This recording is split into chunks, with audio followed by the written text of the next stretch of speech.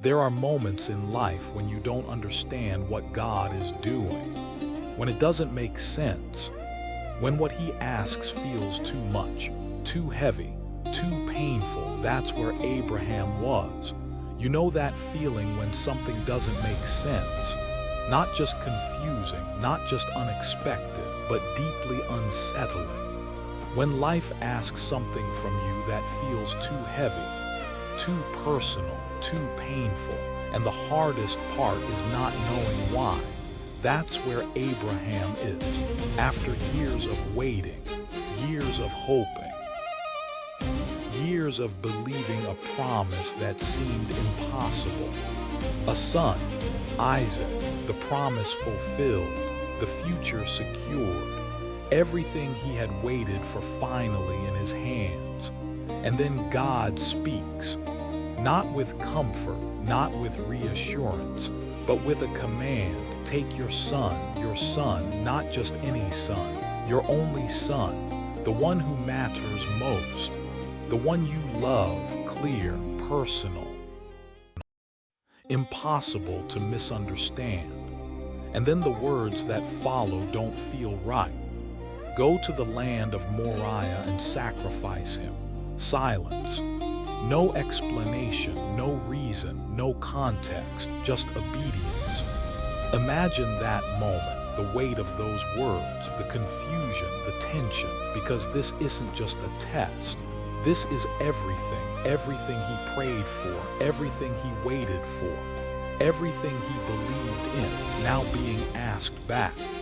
And maybe you felt something like that, not in the same way, but in your own life. When something you value deeply feels at risk, when something important feels like it's being taken, and you don't understand why. Abraham wakes up early. No delay, no argument recorded, no visible resistance, just action. He prepares the wood, the fire, the knife, everything needed for the journey, for the sacrifice. And then he walks with Isaac side by side, step by step, toward a place he doesn't want to reach. 3 days to think, to question, to feel everything, every doubt, every fear, every possible outcome. Because obedience doesn't mean the absence of struggle, it means moving forward despite it. Isaac walks beside him, unaware, trusting, because he sees his father and he believes in him. At one point, Isaac speaks, "Father," simple, innocent. Abraham responds, "Yes, my son." And then the question comes. The fire and the wood are here, but where is the lamb? That question cuts deep, because Abraham knows, and yet he answers, God will provide, not fully understanding, not fully seeing, but choosing to trust. They reach the place, the mountain, the moment. Abraham builds the altar, carefully, deliberately, every stone placed with intention, every movement carrying weight. And then he binds Isaac, his son, the promise, the future, lays him on the altar. And in that moment, everything is on the line. There is no turning back, no partial obedience, only full surrender. Abraham lifts the knife. The moment stretches, time slows, everything holds its breath. And then a voice, Abraham, immediate, clear, urgent. Do not lay a hand on the boy. Relief. Release. Interruption at the exact moment. Not early, not late, perfect. Now I know that you fear God because you did not withhold your son, your only son. Abraham stops, his hand lowers, his breath returns, and then he sees it, a ram.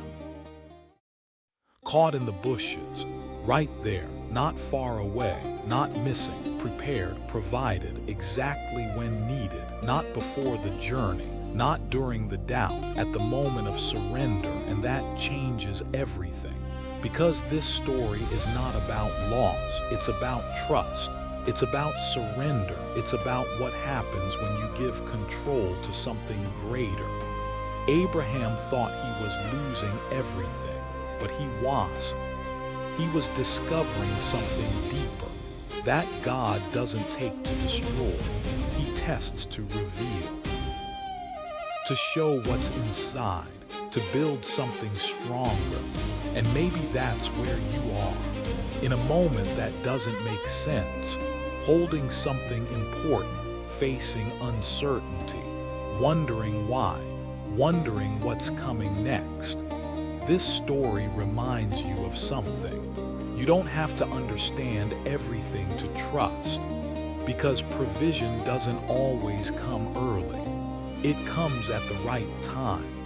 And sometimes what feels like loss is actually preparation. Not for less, but for something greater. Because in the end, Abraham didn't lose his son.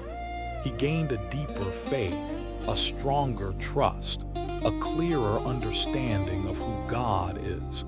And maybe that's what's happening in your life right now. Not everything is being taken.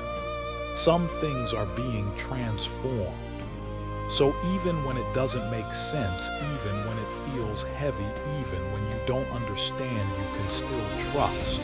Because the ram is already there. You just haven't seen it yet.